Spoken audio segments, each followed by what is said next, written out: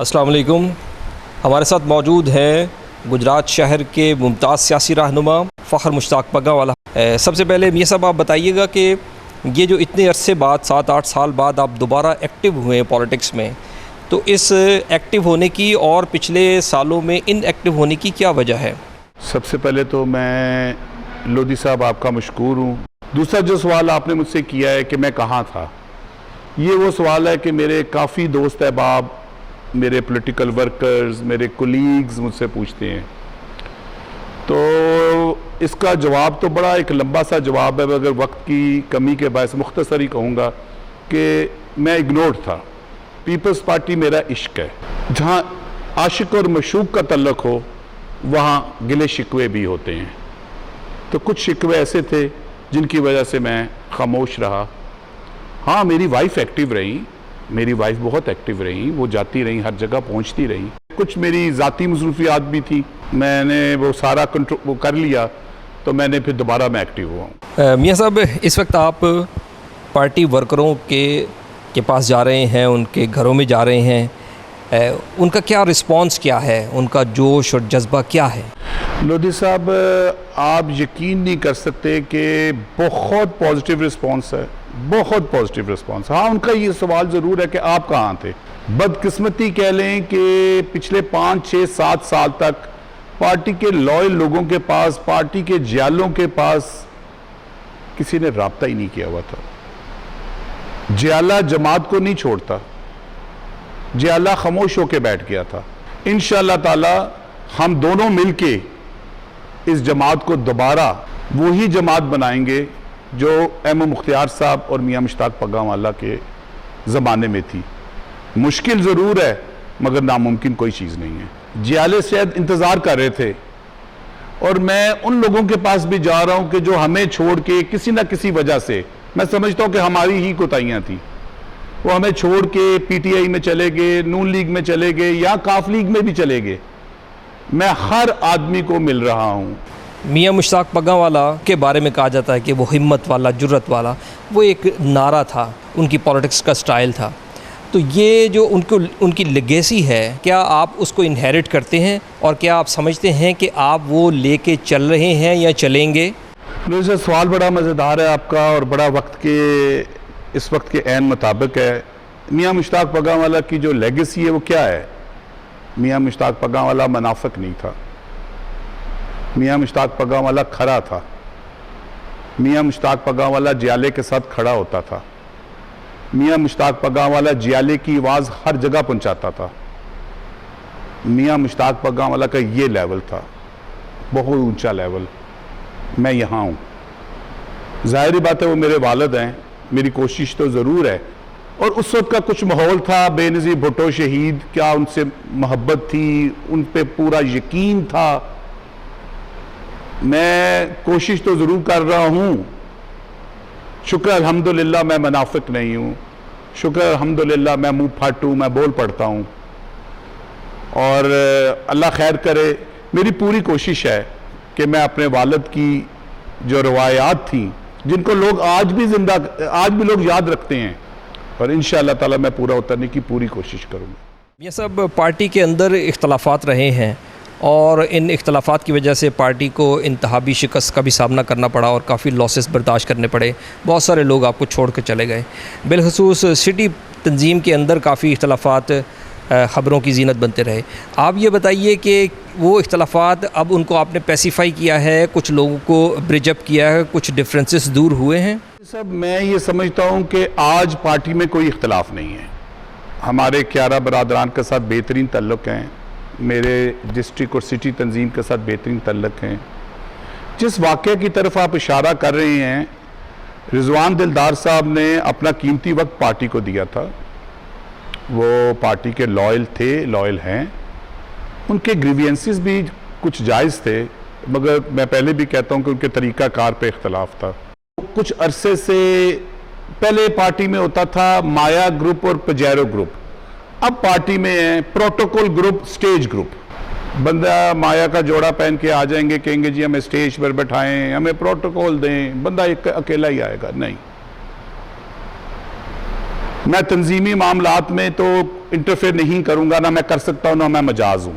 मगर जहां तक मेरा अपना है, मैं एक जियाले को, एक आम ओहदेदार को ज़्यादा रिस्पेक्ट दूंगा जिसके साथ लोग हैं, जो पार्टी के लिए काम करना चाहता है, जिसको कोई शौक नहीं है स्टेज का, जिसको कोई शौक नहीं है प्रोटोकॉल का, उसको एक ही शौक है कि मेरी पहचान हो, मुझे इज्जत दें।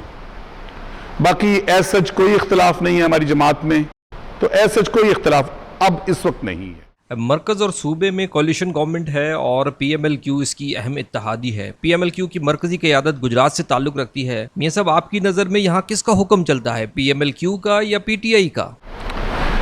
मैं थोड़ा सा आपको करेक्ट करना चाहूँगा। मेरा नुक्ता नज़र है यहाँ DCO की हुकूमत है। DCO को लगवा दिया और DCO रूल कर रहे हैं। बड़े दुख की बात है कि सलीम सरवर जोड़ा साहब जो PTI के यहाँ पे शायद डिस्ट्रिक्ट प्रेसिडेंट भी हैं, उनकी सुनी नहीं जाती। उनसे बेहतर ज़हूर पैलेस की सुनी जाती है। तो मेरा नहीं ख्याल यहाँ पे PTI की हुकूमत है, ये तो बिल्कुल नहीं है। और चौधरियों का असर है, DCO की हुकूमत है। मैं लोधी साहब बड़ा हैरान होता हूँ कि अभी पिछले दिनों में मैं अखबार पढ़ रहा था कि DCO साहब को लाहौर बुला के अवार्ड दिया गया है। भाई किस चीज़ का अवार्ड दिया है? रिसेंटली बारिशें हुई हैं, तूफानी बारिशें, हर बंदा रो रहा है आपकी जान को, गुजरात सारा बह गया है, आपको किस चीज़ का अवार्ड दिया गया? मतलब आपकी एजुकेशन कोई लेवल बढ़ा है, कोई हेल्थ में बढ़ा है, किस में बढ़ा है? बदकिस्मती से शायद आप ये जो DCO साहब है, इससे पहले मंडी में रहे हैं, इनका वो रैंक भी नहीं है। ये बिल्कुल सिफारशी DCO हैं। इनसे सीनियर्स मुख्तलिफ डिस्ट्रिक्ट्स में बैठे हुए हैं, एज ADCRs एंड ADCGs बैठे हुए हैं। इनको सिफारिश के बलबूते पे DCO बना दिया गया। हाँ, अच्छा काम करेंगे, मैं जरूर तारीफ करूंगा।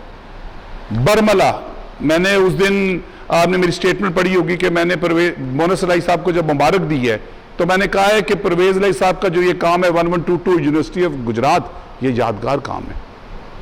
मैंने एज अ ओपोनेंट कहा है। मगर अगर आप अच्छा काम करेंगे ही नहीं, गुजरात में कब्जे ही चलते रहेंगे, गुजरात में कत्लो गारत ही होती रहेगी, तो मैं किस तरह आपकी तारीफ कर सकता हूं? आपने कहा शहर में कब्जे हो रहे हैं, तो इन कब्जों के पीछे कौन है? देखिए, चौधरी शफाअत हुसैन साहब ने एक बड़ी खुली डुली एक स्टेटमेंट दी थी और मैंने उनके जवाब में स्टेटमेंट दी थी कि मैंने कहा जनाब कब्जा ग्रुपों का नाम दें। कब्जा ग्रुप मियां फ़ख्र पगांवाला नहीं हो सकता, कब्जा ग्रुप बशारत लोधी साहब नहीं हो सकते। कब्जा ग्रुप बहरहाल वो होता है जिसके पीछे हुकूमती हाथ होता है। ताकत किसके पास है? और अगर वो नहीं है, अगर उनका हाथ नहीं है, तो उनको तो जो मुतासरीन उनके साथ खड़ा होना चाहिए। मुझसे रब्ता कर लें, मैं उनको 3, 4, 5 कब्जे जो गुजरात में हुए हैं, मेरे घर के सामने कब्जा हो रहा था, मैं आपको कई निशानदेही कर सकता हूं।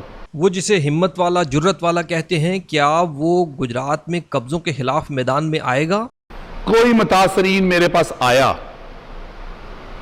मुझे वो अपने से आगे पाएगा। जिसके साथ भी कोई ज्यादती करे, वो मेरे पास आए, मैं उसके साथ चलूंगा, मैं उसके आगे खड़ा हूंगा और मैं हर जालिम, हर ज्यादती करने वाले, हर कब्जा ग्रुप के आगे खड़ा हूंगा। मियां साहब, ऐसे लगता है कि गुजरात में ऑपोजिशन कोई नहीं है, गुजरात में अवाम की आवाज़ कोई नहीं बन रहा। मैं आपसे 100%, बल्कि 100 से भी ज़्यादा 200% इत्तफाक करता हूं कि गुजरात में कोई ऑपोजिशन नहीं है, बिल्कुल नहीं है कोई ऑपोजिशन। मुझे बड़ा दुख है। कहाँ हैं आजी नासिर साहब? मेरे भाई हैं, मेरे दोस्त हैं, मगर इस वक्त बात पॉलिटिकल हो रही है। कहाँ हैं वो? उनको फ्रंट फुट पे होना चाहिए था, कहीं नहीं है। मेरा दोस्त है इमरान ज़फ़र, कहाँ है इमरान ज़फ़र?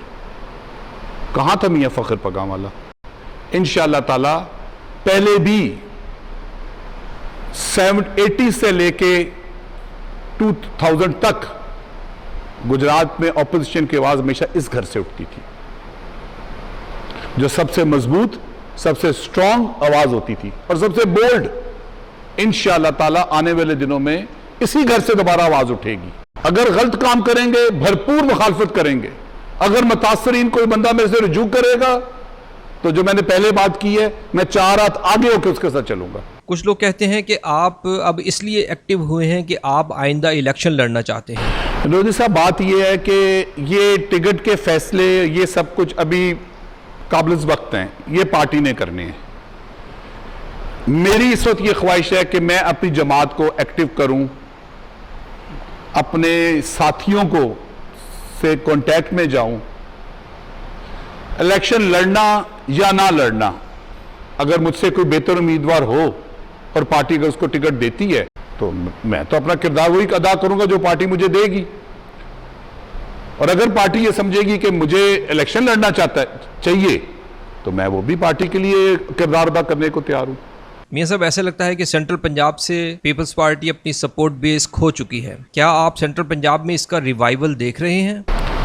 पीपल्स पार्टी के बाद 3 सीटें थी एजेके में, मेरा ख्याल है 10 प्लस आ गई हैं।